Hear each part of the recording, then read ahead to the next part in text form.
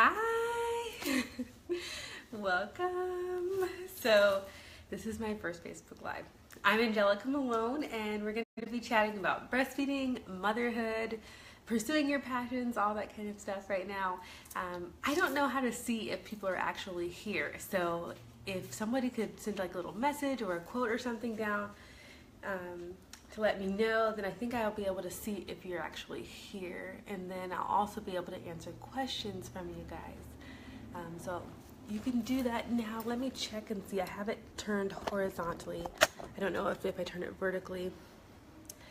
No, so I just see one person just tuned in. Awesome. Okay. So hello, welcome. I'm gonna go ahead and get started. I don't know how to see if you guys are messaging, so if you would like to message something, go ahead and do that, and then I can figure it out hopefully by the end of this little session and be able to answer your questions. So I feel like it's a little dark, but I'm gonna go ahead and get started. So I'm Anjelica Malone. I'm a lactation educator counselor. I'm also a childbirth educator and a doula, birth and postpartum doula. And today I'm going to be chatting with you guys about all of that, how I got into the work, my experience as a mother. One second, let me see if we can get better lighting going on here. I do not like the darkness. Yes, let's do that. I like the plant in the photo or in the shot, but it's too dark that way. I'll slide over. Okay, so we're going to be talking about all that today. We're going to be talking about breastfeeding, motherhood, pursuing your passions, my journey to doing that, and I'll be answering your questions. I have some questions here that were sent to me already by Matrimia. Antonia, you guys know she's actually the one who runs Matrimia. She's the beautiful face behind it all the magic. And she sent me some questions from all the followers earlier this week on Instagram. So if you're watching Instagram this week, you saw that I did a takeover the other day on their site or on their Instagram page, and we just chatted about breastfeeding. I talked about what it was like going throughout my day here in Seattle and all of that. So today we're just doing a little follow-up of that. It's Black Breastfeeding Week. We're actually getting ready to wrap up Black Breastfeeding Week, and we wanted to just shed a little light on why it's important that we do Black Breastfeeding Week and open a dialogue so that women can begin to share their experiences freely and ask questions, and also get advice from someone who they can relate to, someone who looks like them, who may have come from a similar background as them, or have had similar experiences or treatment they had throughout their pregnancy and their postpartum experience. And so that's what we're doing today. We're chatting all about it. So let's get in. So I am 30 years old. I've been doing birth and breastfeeding work for about the last 6 years. It actually all started before I even had kids. I was a pre-med student in Buffalo, New York, studying biomedical sciences, and I was volunteering with a refugee organization called Jericho Road Community Health Center. It was actually called Jericho Road Family Practice at the time, and they had lots of little entities within it where you could support the organization, and one of those was called the Priscilla Project, and I worked alongside other volunteers supporting refugee and lower income women having their first birth or having a high-risk birth here in the United States. And I had an amazing time. I learned so much. I navigated that time with 2 mentees, going through their prenatal experience with them, attending the hospital prenatal visits, helping them get stuff for their babies, helping them, navigate WIC and all that kind of stuff. And then I was there for both of their labors. And then postpartum, we were with each other. So whether it be helping them get assistance to taking milk to their babies, like if they were pumping, or like and their baby was not able to be with them, or watching their baby, helping them again get WIC taken care of, that kind of stuff. That's how it all started for me. And there were doulas a part of that whole premise. There were doulas in there, and there was even a midwife a part of the practice, and that is where I really got to see how important it was that women, no matter where they come from, no matter what, socioeconomic status they are, women need support. They need other women right next to them going through that stage of life with them. And that was not something I'd ever seen before. And then after that experience, I actually moved to Puerto Rico right before my 4th year. There's a little thumb that just went across the screen. In Puerto Rico is where I actually had to stop school for a little bit. Thanks, Anissa. So I had to stop school. I was going to my final year, getting ready to take the MCAT and all of that, and it was actually a blessing in disguise. I thought that was the path I wanted to take. I still love medicine, still love science. Give me some bio any day. But during that time, I had to take a break from school, and I had my first daughter. It was a really crazy situation where I was feeling like I didn't want to have kids. I thought it was going to be suffocating. I didn't think I was going to be able to do all the things that I wanted to do if I had children. But a lot of little divine things happened, and we decided to have my first daughter, and we had my first daughter. And I think that that was what I needed to actually get on the right path to where I was supposed to be and what I was supposed to be doing in life. Through her, the experience of giving birth to her, I ended up with breastfeeding trouble at about 6 weeks, where she just wouldn't latch on anymore, where she had been latching just fine for almost 2 months, and then all of a sudden she just wouldn't latch anymore. I had no idea what was happening. And because, I had been in the birth and breastfeeding world for a little bit, I didn't know a lot of the details and things that you really need to know to be successful with breastfeeding. And I also didn't know that you can have breastfeeding trouble later on. Like, it doesn't happen just right after you give birth. I thought, oh, if I don't have trouble now, then I won't ever have any trouble. And that's not true. So at 6 weeks old, when she had some trouble, we were looking for someone on island who could help us, and there really wasn't anyone. We had a doula, so thankfully she was really great at offering us support and advice, and she did a great job of doing that. But there were some things that were not able to take place. There were some signs that were missing that weren't paid attention to, because we didn't have someone with the lactation profession, like a lactation skills, to sit down and watch us do a one-on-one feeding. And so that was when we got over that situation, we got over that hump, and we were able to actually get to exclusive breastfeeding. Again, we had never stopped exclusive breastfeeding, but we did have some times where she'd miss feedings, and I was really worried she was going to lose weight and all that kind of stuff. What I realized was there was this missing link. There was this missing link in the community type support. Puerto Rico and Guam, where I gave birth to my second daughter, extremely community oriented, very family focused. There's lots of support around people during every life stage. But actually, now that births primarily take place in hospitals and away from family and friends, it actually has become a portion of the community or a portion of society where there isn't a lot of community. There isn't a lot of expertise as well. So you could easily have a woman give birth with her partner or by herself, and then postpartum be trying to breastfeed and not really get a lot of help, and then have family members who want to offer help or support, but they don't really know how to help. And so there's this lack. And so a woman has to give up on her breastfeeding goals just because she doesn't really have the support. And so through that experience, I was like, I want to get lactation training. I want to have this skill set that I can use. I grew up as an expat kid traveling around the world with my family. I lived both in the US and overseas. And I knew that it was something I wanted to continue to do throughout my life. I wanted to go back and live overseas again. And so I wanted to have that training that would allow me to support other women, expat women that I met in these different places. And everyone's always giving birth, especially when you're on an island. Everybody's giving birth. And so I wanted to have that training that would allow me to support them. And so I did. I trained through UC San Diego, and they have an amazing 3-month-long course that teaches you a really, really good foundation for supporting women with breastfeeding, and even how to make calls when you're in a low resource setting, which is something that I really wanted, because in Puerto Rico, you don't have access to pumps like that. Like, maybe now, it's been a few years since I was there, but everyone didn't have a double electric Medela pump. Everyone didn't have access to a lactation professional or someone with higher level of lactation training. So there really needed to be someone there who had a basic knowledge that could help.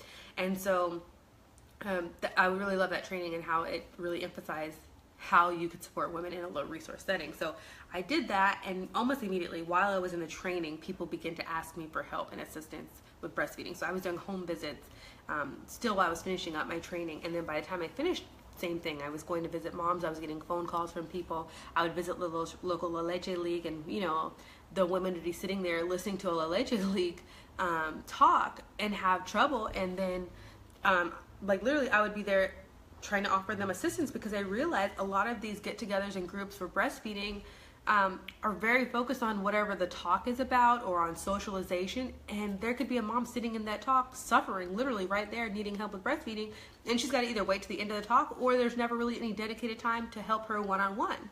And so that's where I also saw like this idea of one-on-one personalized support is really important, and we need to begin to make that a part of our culture. And so that's where I really became committed to providing that kind of support to women. So we moved to Guam a couple years later, and while on Guam, I officially started my practice. So I say that I began doing lactation work in Puerto Rico, but I actually became like an entrepreneur, got my business license and all that on Guam. And so that's where I began doing home visits as my job. I got a website and all that kind of stuff, and started doing it as a profession, and doing home visits and scheduling appointments with moms. And so it was difficult because it was a new thing. Nobody on Guam does home visits still. There are doulas who help moms with breastfeeding when they do their postpartums, but actually someone committed to providing breastfeeding support, prenatal education one-on-one, coming to homes, a class completely dedicated to breastfeeding, not to socialization, like socializing between moms. They don't have it. And so when I was there, that was my job. I was on call. My husband worked a lot, and so I had my girls. So whenever I could, I was seeing a mom. I was going into their home, and I was meeting moms from all different backgrounds with all different cultures, and that also helped me to become more well-rounded. I began to see that, hey, I can offer all these suggestions to women, but if I'm not actually addressing their specific needs, they're addressing the concerns they had that are specific to their life and their lifestyle and whatever culture, whatever it may be, then my suggestions are moot. It doesn't matter what some research has stated. A mom can't fulfill that. And so my job is not to make her feel guilty. My job is to help create a plan and give her tools to meet her breastfeeding goals. And literally that is how I wrote my book. So you may have seen I wrote my book. It's called Milk Boss 101. It just published and launched on August 1st of this year. And it was 100% motivated by the women I was seeing on a regular basis, and the concerns and the questions that they were bringing up. I thought, when I first started writing it, I thought, I really hope this benefits women. And if any of you have ever done a project, you start off really, really passionate about it and gung-ho and thinking, oh, this is going to change the world. But by the time you get to the end, sometimes you're like, oh man, I wonder if it's actually going to do any good, if it's actually going to support women. And so when I launched, I was so nervous, but the feedback has been amazing. Amazing. Like literally people buying 3 books at a time. And it's because it's providing what no other breastfeeding resources are providing. It's providing women a framework to create their own breastfeeding community, their own breastfeeding tribe is what I call it.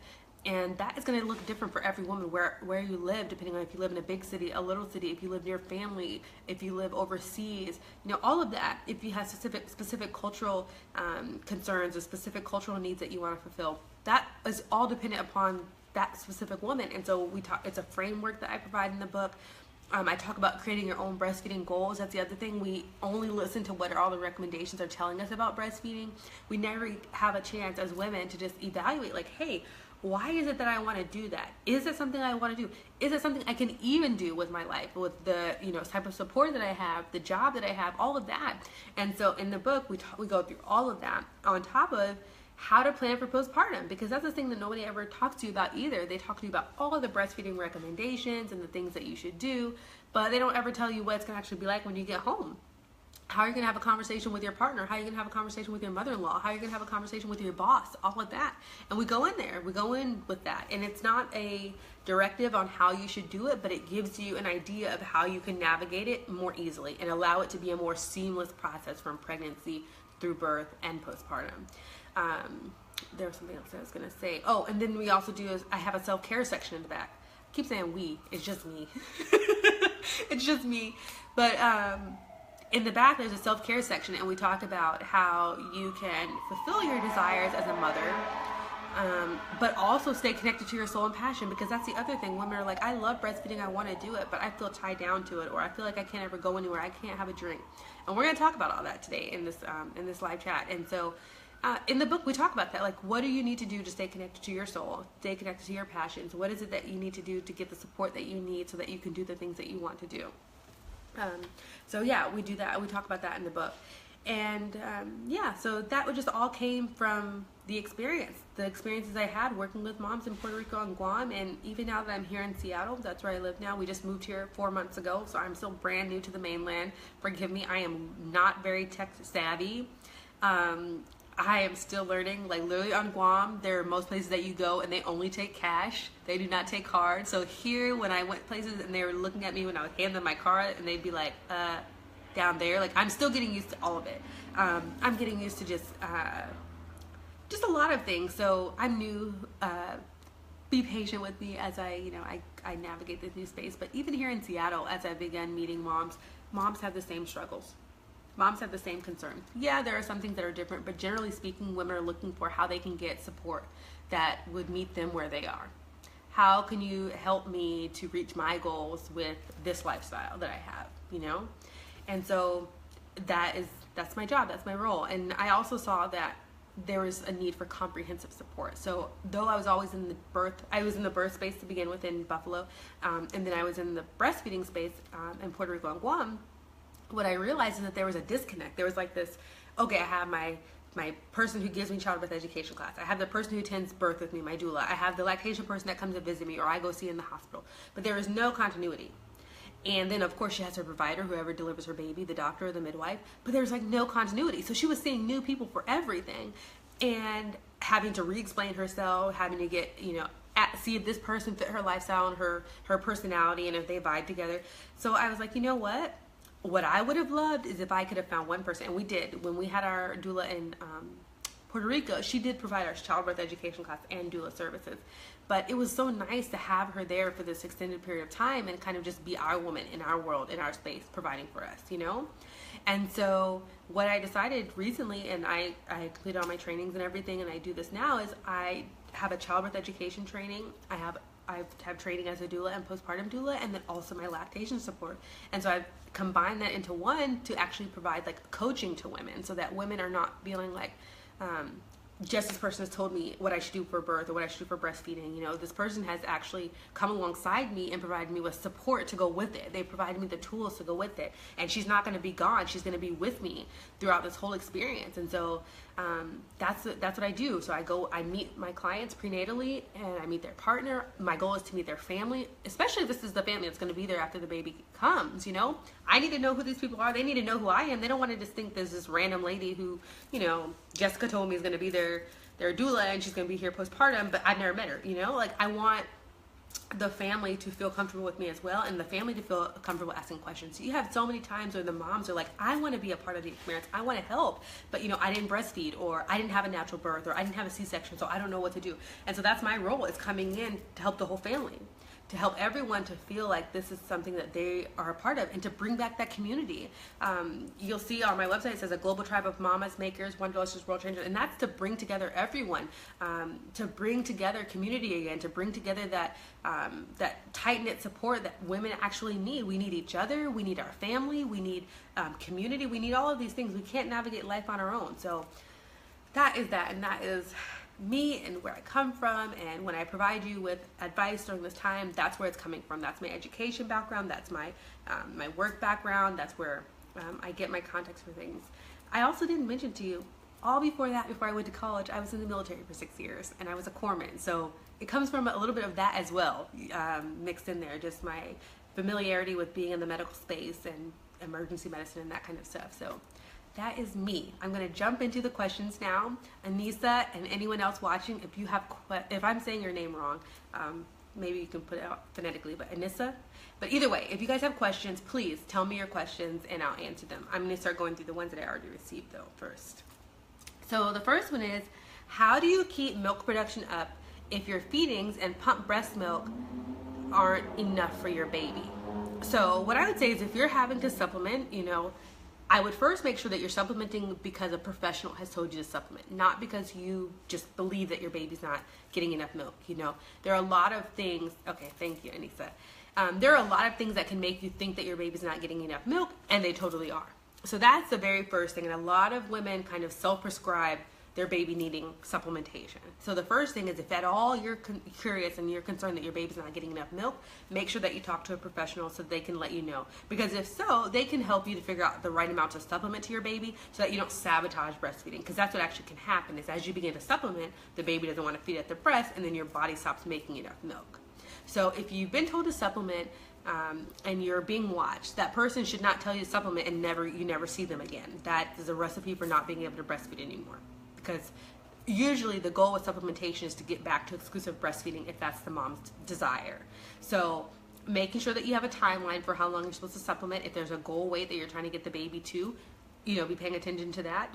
And then if you need to, you can pump during the times that the baby's taking a bottle. So that's something you should do either way. If you're ever completely exclusively breastfeeding, but you give your baby a bottle for a certain feeding, you can't just not express any milk from your breast during that time that the baby's getting the bottle. Your body needs to know that there's still milk that needs to be made. That same amount of milk still needs to be made for tomorrow when the baby may not get the bottle or whatever it may be. And so you always want to pump when the baby gets a bottle. So that's the best thing, is to pump during the time that the baby's getting the bottle so that you can keep your milk supply up. If you don't do it at the exact right time, it's okay, but you want to do it within like an hour or so of when the baby's getting their bottle, or the time that they would typically nurse at the breast. The second one, how do you make time for breastfeeding? So this is the thing that I'm going to say that I say with like absolute love. If you have the goal of breastfeeding, the first thing I would say is tell yourself, we need to calm down. We need to set the tone. This postpartum period cannot be all about bouncing back. It can't be about having everybody at your house every day, all day, everybody holding the baby. And you're going to have to give yourself some time and the baby to learn breastfeeding. That's the first thing. And if you don't want to do that, that's on you. Just say, I don't think that's for me. But I will say it does take some practice in the beginning, and it takes some commitment. And so if it's something that's really important to you, make the time in the beginning. And so when I say that, I don't really mean like you can't go anywhere or anything like that. You'll even see in my book I don't say that. But what it is that you want to make time. So in the beginning, you need to tell friends and family. Okay. Tell friends and family, like, look, we're learning to breastfeed right now, and so it's something that needs to happen like every 2 to 3 hours in the very beginning. It could be closer to every hour if your baby's like, having a growth spurt or something. And so you want to make time for that. You also want to have like some things to keep you occupied. I know some people are like against this, but I am totally for propping up some Netflix and watching a bunch of Netflix series during those first couple weeks of breastfeeding and just hanging out at the house doing nothing, getting dressed at 5 o'clock in the evening to go on a walk by yourself or something like that. That's totally fine. But set that for yourself. And if that means you need to turn off Instagram or Facebook or whatever it is that's making you feel like you need to bounce back and be, back engaged with everything, or, you have people telling you, hey, let's go here and here, and you're still trying to get used to breastfeeding, you might have to say, hey, I can't do it right now. And so after that, though, how do you make time for breastfeeding? What I would say is just remember, your baby is enjoying this. If you don't enjoy it, you don't have to keep it up. And so people don't like it when you say that, because they're like, oh no, you shouldn't tell everyone they should exclusively breastfeed. Well, yes, but the mom's mental well-being is very important. So if you're feeling overwhelmed by it, and you don't have support, I would say try and find support if you have a partner, if you have a mother, if you have a friend in the neighborhood, you have a coworker. I've also noticed that a lot of friends who don't have kids yet would love to be a part of their friend's experience of having their baby. They just don't know their place, and they don't know if they're welcome. So if you have a friend who, you don't know, she doesn't have kids yet, maybe she's recently married, but she's thinking about having kids, invite her over to be that support system with you and allow her to be a part of the experience. That's actually how it happened many years ago. Like, that's how it originally was happening, where there's this community where women who even weren't pregnant and didn't have kids, maybe not even married, were there nurturing other women as they made that transition. So bringing in that extra support can help so that you don't feel alone, you don't feel that competition, you don't feel that need to get back out there and bounce back, like I said. But also keeping mindful of your own situation and your own goals. If you don't want to do it anymore, that's fine. And if you do want to do it, but you're feeling pressure from someplace, figuring out a way to either eliminate that pressure or get support so that pressure is not as strong. So maybe bring in a girlfriend, like, look, I need to stay off Instagram because every time I'm on Instagram, I see so-and-so and they're telling me how they're going here, here, and here, it makes me feel like I need to get out there, you know? And your experience is different than everyone else's, and allow that to be that way. Don't worry that your experience is not like someone else's. That's okay.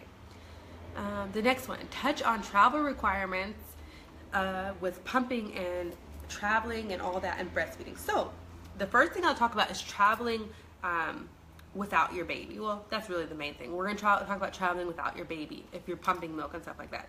So there are different milk mailing services. So I think one is called Stork, where you can mail your milk.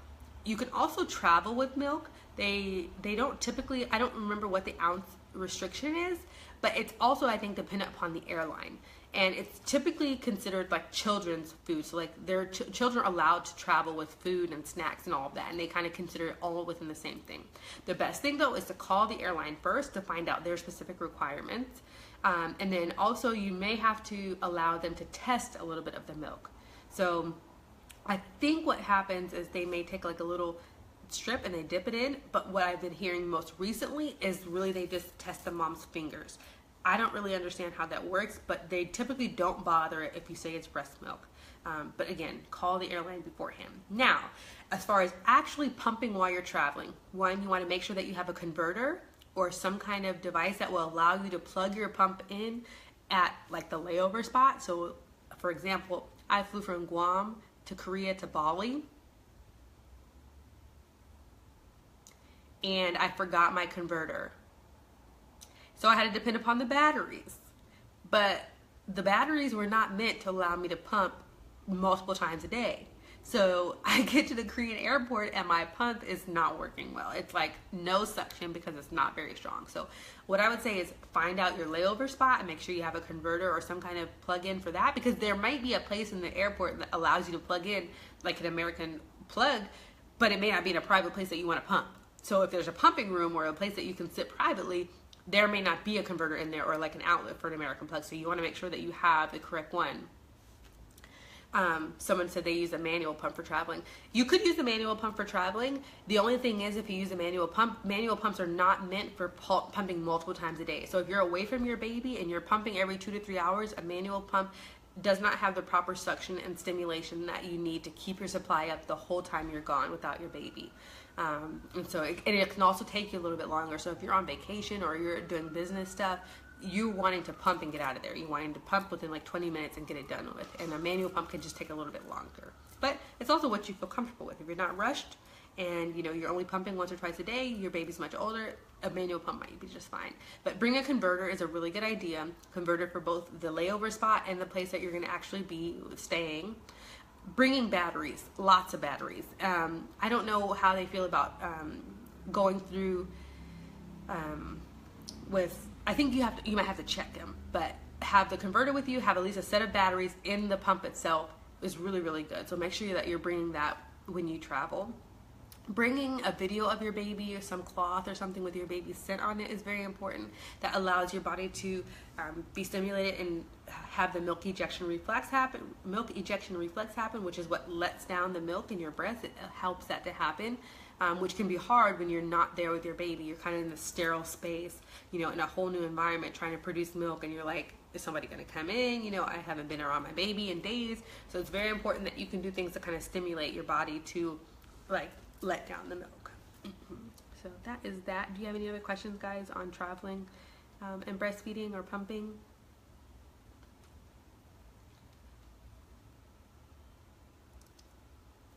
Okay, so the next thing we're going to talk about are the fears women have about breastfeeding, the change in their breast shape and pain. So change in breast shape, this is so funny because there's always memes on Instagram talking about how your breasts get real saggy. And they do droop, but the actual hormones and the things that actually make your breasts sag are from pregnancy. So that potentially can happen to any woman. It happens to breastfeeding women. I think breastfeeding women notice it more because they actually have fuller breasts for longer. They end up like postpartum with these really big and perky breasts, and it could be like 2 years where you've got really good looking boobs, and then over time they actually go down and then eventually completely kind of lose a lot of their their fullness. I'm not sure, I've not read research on there actually being more sagging for women who breastfeed, but I would say that I wouldn't worry about that too much, because I think that even if you don't breastfeed, you can experience that sagging. Pain with breastfeeding. So breastfeeding should not be painful. There is a small percentage of women who have something called Raynaud's, which creates pain with breastfeeding for a period of time in the very beginning when they first latch the baby on. More has to do with like blood flow. But generally speaking, there should be no pain with breastfeeding. If there's pain, there's an incorrect latch, or you have an infection or something like that going on. The most common is an incorrect latch. And so the most important thing is to make sure that when you're in the hospital or wherever you are that you deliver, you have a professional come and see you day 1 or day 2, if you can. And someone who's not rushing in and out just to check and see, like, hey, oh yeah, I went in and I saw her. No, someone who's gonna come in and sit with you for a little bit of time, help you to get the baby latched on, allow you to try and latch the baby on, which may not happen the first visit. So they may need to come again in 2 or 3 hours to help you with that latch so that you can get practicing. The other thing is breastfeeding is more of an art than it is a science. So you may see lots of photos of what breastfeeding should look like, how the baby's lips should be positioned and all that kind of stuff, but really it looks different for every woman. It looks different for every mom. And so, it looks different for every baby and mom. There are some things that you should look out for, like the baby's lips should be flanged out. You should, you might be able to see a little bit of the baby's tongue down there. The areola should be for the most part covered, that kind of thing. But the most important thing that I say is that the mom's not in pain and you can hear milk transfer or the baby's peeing and pooping regularly. So by for every day of life up until day of life 6 or 7, the baby should have an equivalent amount of pee or poop. So for day of life 3, the baby should have 3 pees and about 3 poops. And then it kind of maxes out at about day 6 or 7. Though some babies will be well above that.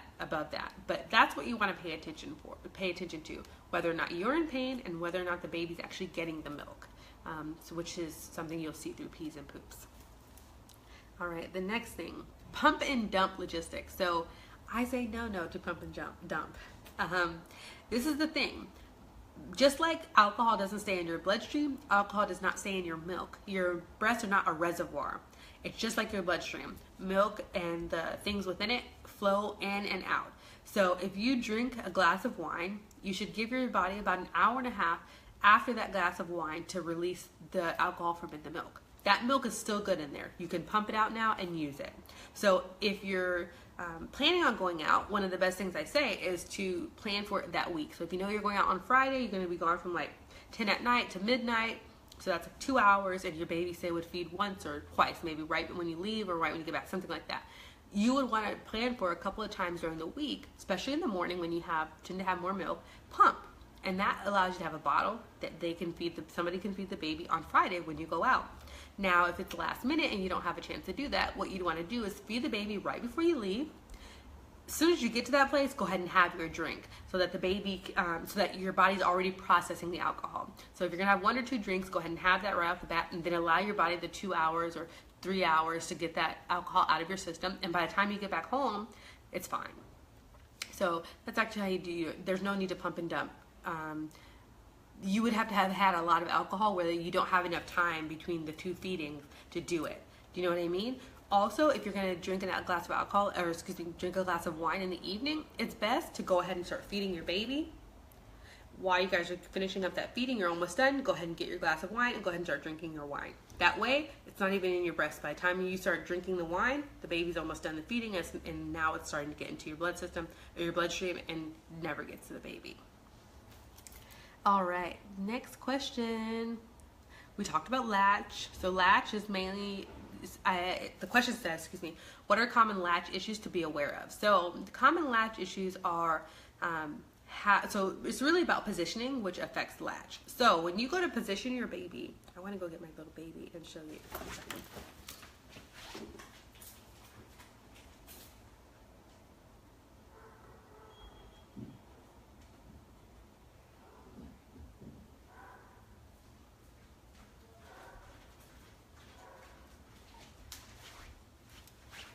Alrighty, I've got my baby Quentin. This is actually my Cabbage Patch when I was a kid. Say hi, Quentin. Okay, so if you're going to latch your baby on, you always want to be belly to belly with your baby, or really the baby's belly is going to be like to your breast. And you always want to have plenty of support underneath you so that the baby is actually lined up with your breast. You do not want to have the baby like where you're leaning over trying to, because it's so heavy.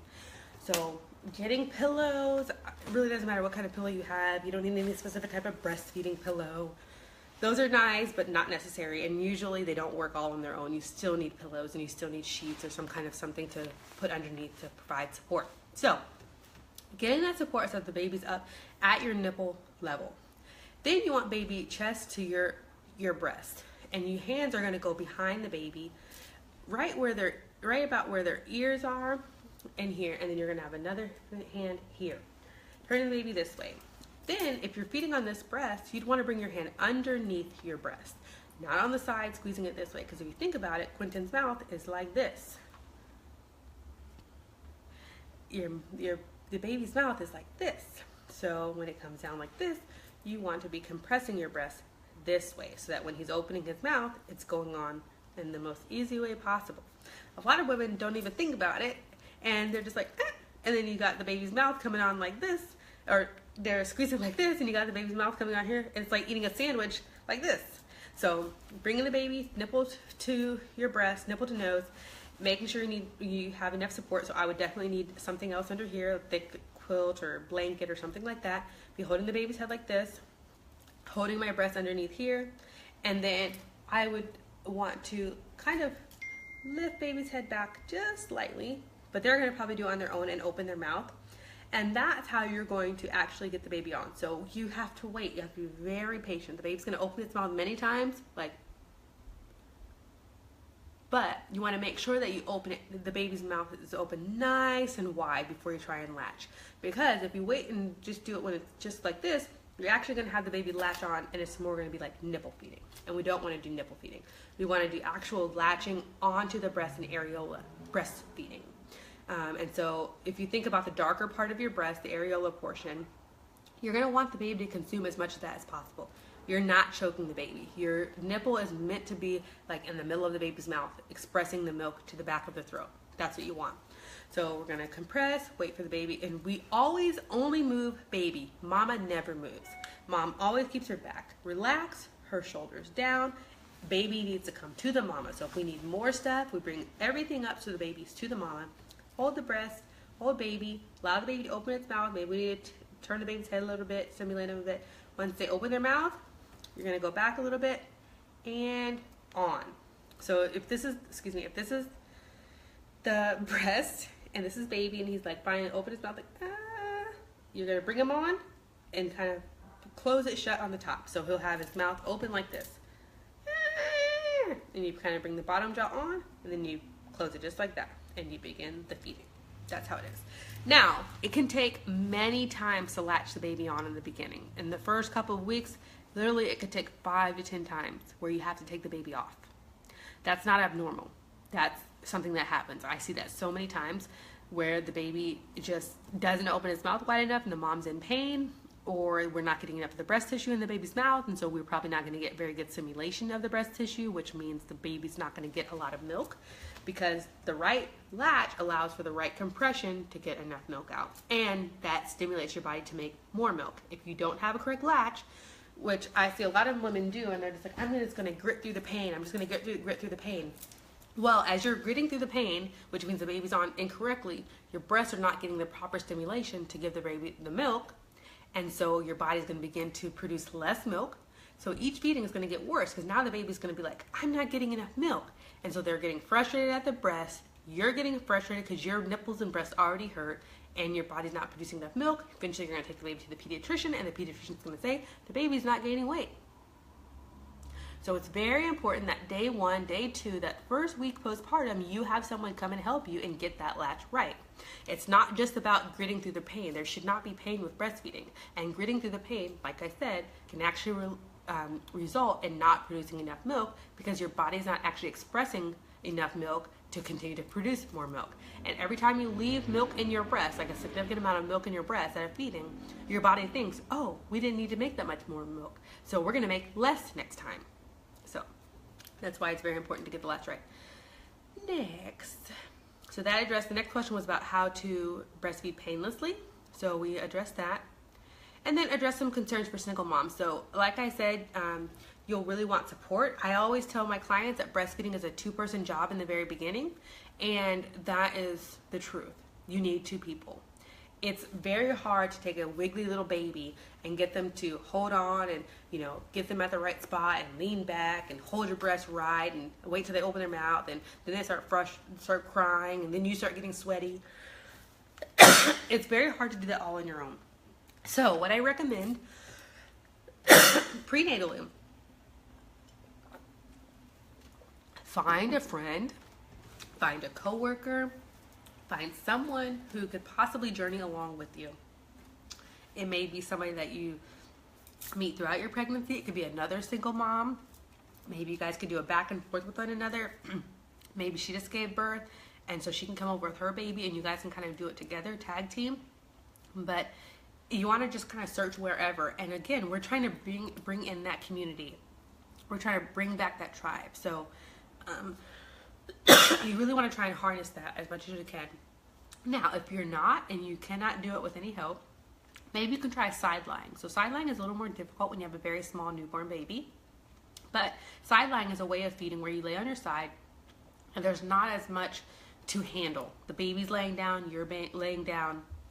Because you're laying down, your breasts are directly on the bed. The baby's right there on the bed. So it's more just kind of lining the baby up and getting the baby to feed. That's another option that you can do. And then you just would switch sides or whatever to feed on the other side. Alrighty. How do you know when to switch on the breast to the other side? So what you want to do is start on the side that you fed on for the least amount of time the last time. So if we feed on this side, the way that you know to let go is the baby's going to let off. Now, in the very beginning, baby will fall asleep and let off very quickly after like 5 minutes. That's not it. In the very beginning, we're going to do our best to keep the baby awake at the breast. So what we're going to do is tickle the spine back and forth with like the tips of our fingers or our nails, gently the spine, which kind of stimulates the baby to stay up. We tickle the back of the head. We tickle the bottom of their feet. We don't have the baby with a hat on, no blankets. We want them in as little clothes as possible.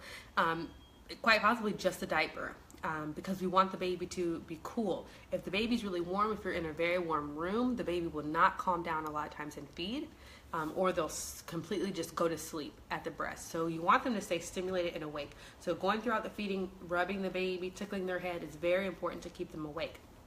So 20 minutes, 30 minutes in the beginning is very good, a good time.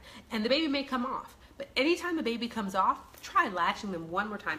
Sit them up first, pat them on the back, just do a little something to stimulate them, jiggle their booty, you know, turn them around, see if their eyes open, and then try and latch them same side again. Now, if they continue to feed on that same side, that means there's quite a bit more milk in there that they can actually feed on. You know, it's not actually slowing down. Your breasts are never fully empty of milk. They always have milk in them. They're just not always as full. So if you start off with feeding, your breasts are full. And you kind of want to empty the majority of that milk out. And so what you'll do is try your best. And you can see if the baby's actually getting milk, a lot of milk, because they're going to be sucking, sucking, swallow, suck, suck, swallow, suck, suck, swallow. Sometimes you can hear it. Sometimes you can see it in their throat. When it begins to be a lot of sucks to swallows, you can see that the milk has slowed down. But you don't ever take the baby off. The baby always comes off on their own. And then that would be the time to switch. Now, I always encourage a mom to offer the second side. Always. Even if you think that they don't eat it. You need to wait a few weeks, a couple months before you start deciding that the baby doesn't need the second side even to be offered. Because that is what allows the baby to get enough milk and your body to keep producing enough milk. If you just start saying, hey, you know, he doesn't see it, he's asleep, I'm just going to lay him down. And I know you can be tired, so you're like, you know, I don't feel like doing it. But it's very important for your milk supply and very important for the baby's weight gain. So always, even if the baby fell asleep after 30 minutes of feeding on this side, you're like, oh, my breast is nice and soft, he seems comforted. Still, pat again, change the diaper, something like that, and offer the second side. Offer it. Try and get the baby to actually latch on. And if the baby's really sleepy, even after you do all the stimulating and change your diaper and try and get them on, they'll go to sleep. But if they're not, they will feed on the other side. So let's see. Okay, how can you make breastfeeding as convenient as formula feeding? Time management ideas for breastfeeding. So we talked a little bit about time management in the beginning, how you just have to make time for it. But I would say that breastfeeding is, for the most part, actually more convenient than formula feeding. Formula feeding requires you to get up at night. You have to go and warm bottles up. You don't have to do any of that with breastfeeding. Your baby can sleep right next to you in a bassinet or something, and you literally grab the baby and feed them. Formula feeding also, while you're out and about, you have to have things to mix and all that. You have to make sure that you prepare all that stuff before you leave. You have to sterilize bottles every day. It's a lot more work and intensive. So I'm not sure how some people think that it's less convenient. It's actually more convenient. Formula feeding requires a lot of preparation beforehand. Like I said, with sterilizing, you have to buy everything all the time, however often that you need it. Then afterward, once you get home, you have to prepare for the next day or the next feeding and everything. You have to have clean water always. You might have to have bottled water, all of that. So if you're feeding exclusively at the breast, it really shouldn't be very difficult. Now, if you're trying to pump and feed at the breast, it's going to definitely be more difficult than bottle feeding, because now you're doing bottle feeding, but also you're having to make time to pump.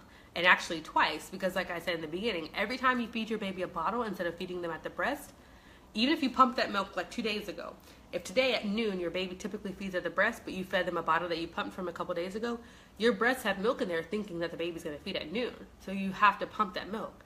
So that's why I really don't recommend women pump unless you're like getting ready to go back to work and you're going to actually be away from the baby anyway. So it makes no sense to, it only makes sense to be feeding the baby the bottle while they're at daycare, because you physically can't feed them. And of course you're at work, so of course you're going to pump.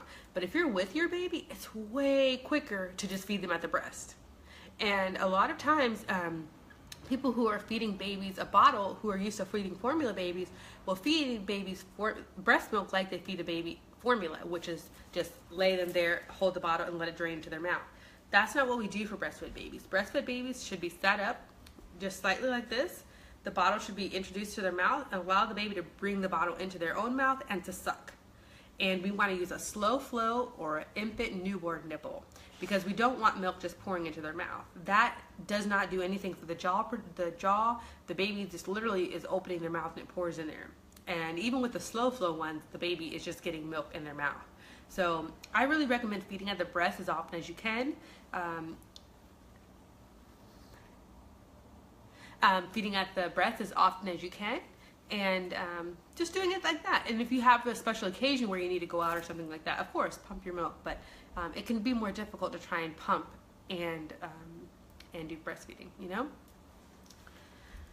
Ooh, how can we get milk to flow? So sometimes in the very beginning, or usually in the very beginning, moms will have engorgement, which happens about day 3 to 5 after you give birth. It's just a natural way your body boosts its milk production. So before that, you're making colostrum, which is milk and is very important to your baby. So always feed your baby colostrum right after they're born. Do not worry about supplementing or anything like that. You can actually stretch their bellies, which makes their body feel like they need more milk, and so they're not satisfied with breast milk no matter how much you're making, because the baby's body has already their stomach has already been stretched to think that it needs more milk.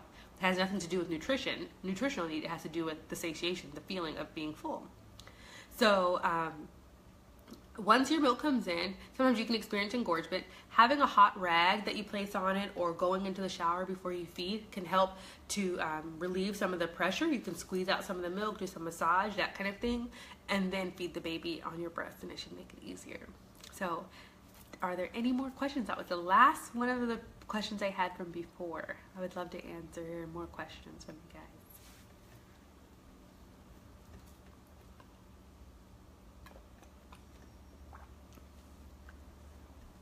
All right, so I think we actually almost did like an hour of this Instagram or this Facebook Live. So feel free, if you have any other questions, you can always message me over on Instagram. You can message Mia, and Antonia will tell me your questions, or you can tag me. I love answering breastfeeding questions. I love answering motherhood questions and all of that. Answering questions about making that transition through motherhood while also staying connected to your passions. So just let me know, and you can always find resources on my website. So thank you. Bye. I'm going to save this video.